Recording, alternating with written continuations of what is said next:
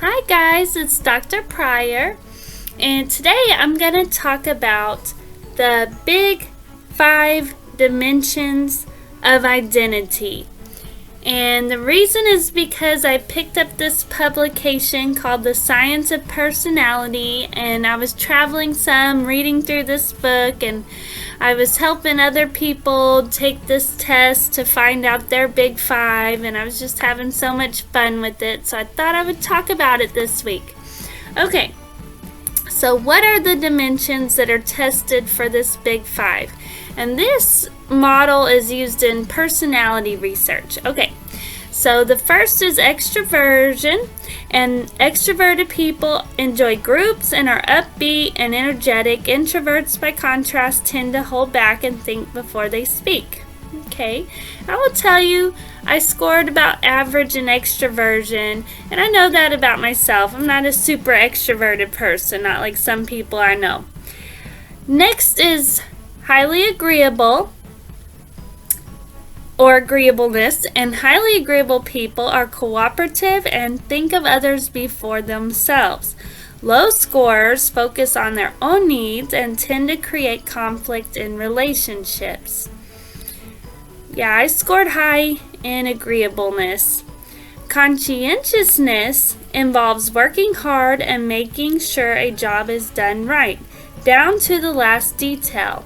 People low in conscientiousness tend to avoid responsibility and put jobs off until the last minute.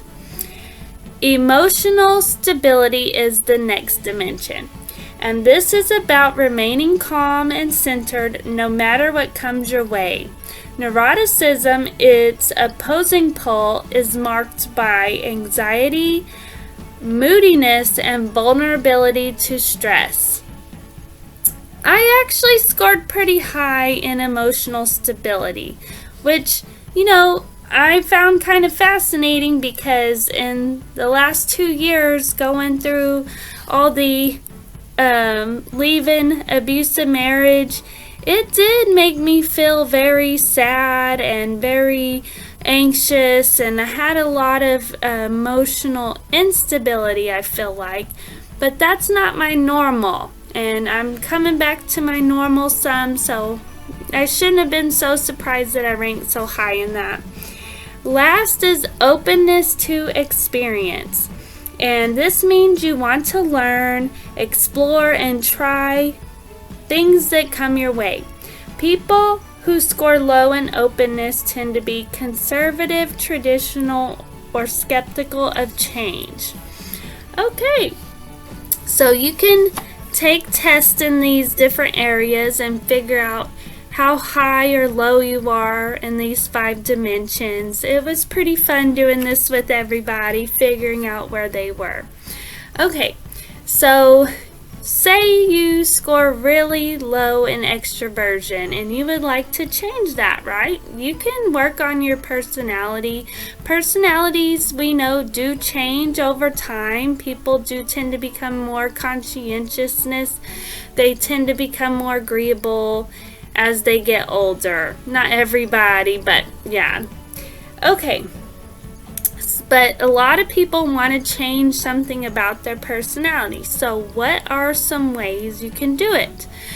It's a slow process, and it takes a lot of work, and times when you're very stressed, you'll have some setbacks, right? We'll kind of revert back to the way we are.